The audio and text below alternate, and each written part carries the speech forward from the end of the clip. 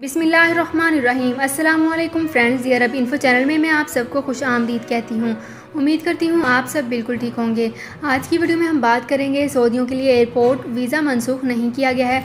इसकी तमाम तो डिटेल्स आप लोगों के साथ आज की वीडियो में ही डिस्कस करूँगी, लेकिन उससे पहले आपसे एक छोटी सी रिक्वेस्ट है कि अगर आप हमारे चैनल दी अरब इन्फो पर नए हैं तो हमारे चैनल को ज़रूर सब्सक्राइब कर लीजिए, वीडियो को लाइक कर लीजिए और वीडियो को लाजमी से लास्ट तक ज़रूर देख लीजिए।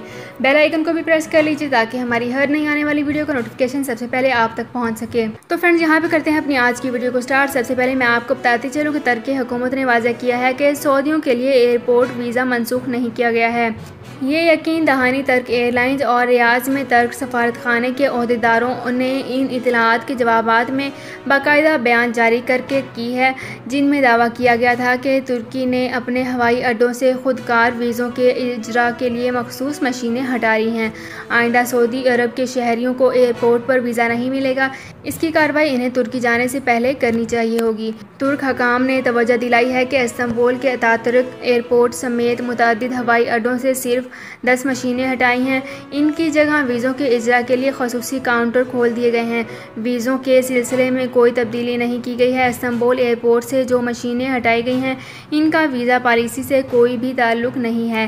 तुर्क सफारत खाना ने इत्मीनान दिलाया है कि जिन ममालिक के शहरियों को ऑनलाइन वीज़ा की सहूलत थी वो आइंदा भी रहेगी। कोई भी शख्स तुर्की पहुंचकर 3 मिनट के अंदर अंदर ऑनलाइन वीज़ा हासिल कर सकता है। तो फ्रेंड्स, ये थी मेरी आज की वीडियो। उम्मीद करती हूँ आपको ये वीडियो पसंद आई होगी। अगर आपको ये वीडियो पसंद आई है तो हमारे चैनल को ज़रूर सब्सक्राइब कर लीजिए, वीडियो को लाइक कर लीजिए और वीडियो को लाजमी से लास्ट तक ज़रूर देख लीजिए। बेल आइकन को भी प्रेस कर लीजिए ताकि हमारी हर नई आने वाली वीडियो का नोटिफिकेशन सबसे पहले आप तक पहुँच सके। तो फ्रेंड्स, मिलते हैं एक नई वीडियो में एक बिल्कुल नई अपडेट के साथ। अपना बहुत ख्याल रखिएगा। अल्लाह हाफिज़।